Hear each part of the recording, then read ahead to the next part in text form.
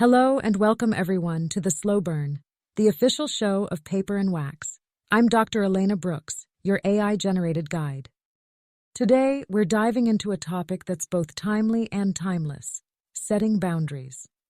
In this episode, we'll explore what healthy boundaries look like, why they're so important for our mental and emotional well-being, and how to communicate them, especially with the people closest to us. We'll delve into recent research, share a real-life story, and talk through simple ways to begin the process of setting and respecting boundaries in everyday life. That's this week on The Slow Burn. The slow burn. Let's start by clarifying what boundaries really are. Essentially, they're the mental, emotional, and physical limits we set for ourselves, guidelines that help us protect our time, energy, and well-being. Boundaries can be as simple as declining invitations when we're overbooked, or as specific as deciding we won't respond to work emails after a certain hour.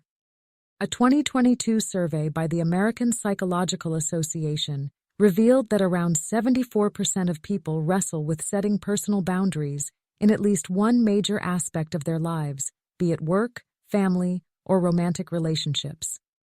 This struggle often stems from the belief that saying no makes us selfish or unkind. Interestingly, though, the same research shows that people who consistently set boundaries enjoy lower stress and higher relationship satisfaction. Here's a small habit I keep to remind myself I have permission to pause. I keep a tiny hourglass on my desk. Whenever the day starts to feel overwhelming, I flip it over. It only lasts a couple of minutes, but that's my signal. For those 2 minutes, I'm off limits to any calls or emails. It's a small ritual that reminds me my energy isn't infinite, and that's okay. It might sound simple, but even a mini pause can help reinforce the value of your own limits. Let's look at a real-life example from therapist and author Nedra Glover-Tawwab, known for her book Set Boundaries, Find Peace. She noticed that many of her clients felt overwhelmed because they never stated their limits clearly. Either they feared they'd upset others, or they thought they had to be perpetually available. In her personal life, Nedra discovered she was picking up calls at all hours: clients, friends, even casual acquaintances asking for advice. The tipping point came when she realized she was too drained to be fully present for her loved ones. So, she began imposing phone-free hours in the evening. Though she worried people would think her unhelpful, most adapted easily and even applauded her for protecting her downtime. This decision not only recharged her but also demonstrated a powerful truth: boundaries maintain relationships rather than destroy them. Now, let's shift to a scenario many of us can relate to through a fictional person we'll call Jasmine. Her experience is drawn from countless cases I've come across in research and therapy contexts. Jasmine is the go-to person, always ready to pick up extra tasks at work, or lend money to family, or organize every social gathering. Over time, she started feeling physically and emotionally exhausted. She thought she was being nice, but she was also neglecting her own well-being. When Jasmine finally hit a wall and had to take a week off due to burnout, she recognized that always saying yes had trained everyone around her to rely on that constant availability. In therapy, she learned that saying no isn't selfish. It's an important act of self-preservation. Jasmine started small, declining weekend work that wasn't urgent and setting a strict limit on how much money she'd lend to friends. Gradually, she felt more in control, found renewed energy, and reclaimed time for a painting hobby she had shelved for years. So what does current research say about boundaries and our mental health? A 2023 meta-analysis in the Journal of Counseling Psychology discovered that individuals who actively maintain clear personal boundaries report lower cortisol levels, the hormone linked to stress, and fewer symptoms of anxiety and depression. And this makes sense. When we establish emotional space for ourselves, our brain receives a signal of safety. This can help enhance sleep quality, deepen our personal connections, and prevent emotional exhaustion. By preserving our energy, we're in a better position to be genuinely empathetic and supportive when we do engage with others. A few months ago, I realized I was checking emails until midnight, night after night. My friends jokingly called me the 24/7 worker. It seemed harmless at first, but I was permanently exhausted. One evening, I fell asleep mid-email. That jolted me awake in more ways than one. Now I have a firm cutoff at 8 p.m., and I sleep better than ever. Setting that boundary was a turning point that improved both my rest and my overall mood. So we know that setting boundaries are important, but how do you get started? Here are some practical tips to guide you. Identify your limits. Notice times you feel resentful or fatigued. These moments often hint that a boundary is needed.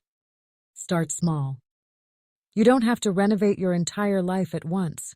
Pick one or two specific areas, like not answering texts during dinner or taking a short walk at lunchtime without your phone. Communicate clearly and kindly. Use I statements. I feel overwhelmed when you call after 10 p.m. Could we catch up earlier instead? Anticipate pushback.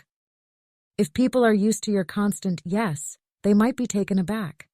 Stay calm, restate your stance, and keep lines of communication open. Practice consistency. Uphold your boundary to avoid confusion. If you say you won't respond to work calls on Sunday, hold firm.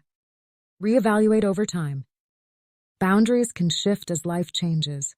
Adjust them as needed and don't be afraid to evolve. One of the biggest challenges is learning to say no without succumbing to guilt. We often worry we're letting someone down or being unkind. Yet Brené Brown's words ring true. Daring to set boundaries is about having the courage to love ourselves, even when we risk disappointing others.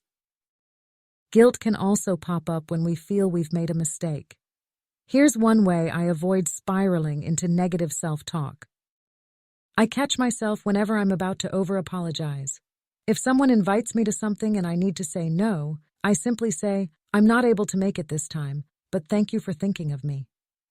I stop myself from adding reasons or excuses. It's surprisingly liberating, and I don't tie myself in knots trying to justify a basic no. It might sound small, but removing the impulse to over-explain can drastically reduce guilt and make boundary setting feel more natural. Now, setting boundaries is tough enough, but then we get someone who decides they want to test those boundaries. Tension often arises when someone close to us pushes back on our newfound limits. It could be a parent insisting on family events, a friend who's grown used to daily emotional support, or a sibling who expects you to always bail them out financially. Here's how to handle these tough moments. Acknowledge their feelings. I hear you're upset I can't help this weekend. I wish I could do both, but I need some downtime. Reaffirm your boundary. Restate it kindly yet firmly. I'm sorry, but I can't drive you to the airport this time. Offer alternatives if feasible. If you can suggest a different option without sacrificing your boundary, like recommending a rideshare service, go for it. Temporary discomfort often paves the way for long-term emotional balance and healthier relationships. Take a moment to think of one relationship or situation that consistently leaves you feeling drained. Ask yourself, what boundary could I set to protect my time and energy? How could I communicate that boundary calmly and clearly?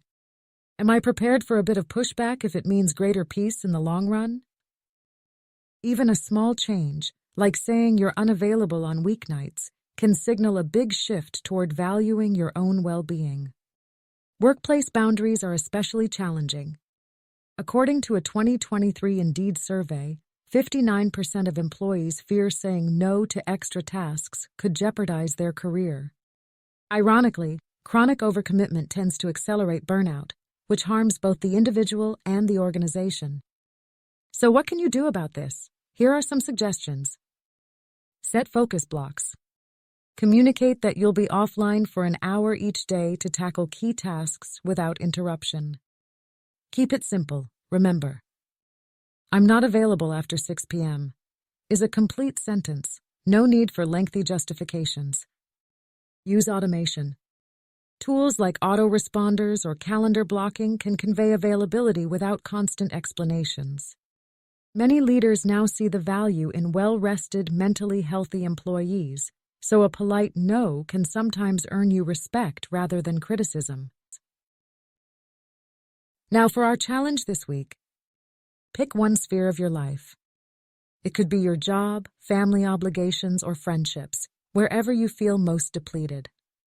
Set a small, clear boundary. Something manageable, like not checking messages after 8 p.m.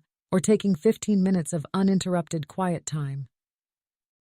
Communicate that boundary. Let the relevant person or group know in a calm, respectful way. Notice what happens. Do you feel guilty, relieved, both? This emotional data is crucial for learning how to adjust or reinforce your boundaries going forward. Remember, healthy boundaries are a skill that gets stronger with practice. Each small step is a victory. Thank you for taking the time to share this moment with me on The Slow Burn. If today's episode resonated with you, I invite you to consider bringing simple rituals into your life with Paper and Wax. They offer 3-month, 6-month, and 1-year subscriptions that guide you through journaling or meditation practices, accompanied by beautifully crafted journals or chemical-free candles. The goal is to help you build a ritual that fits your daily routine, grounding you in a moment of mindfulness without relying on screens or apps. Paper and Wax. Transform your wellness journey with simple rituals that awaken your brilliance. If you'd like to try it out, visit paperandwax.co and consider using code FIRSTSTEP20 for 20% off either a meditation or journaling subscription. It's a small step toward big changes in how you slow down and savor life. Until next time, this is Dr. Elena Brooks on The Slow Burn, wishing you a week of mindful choices and healthy boundaries. Take care.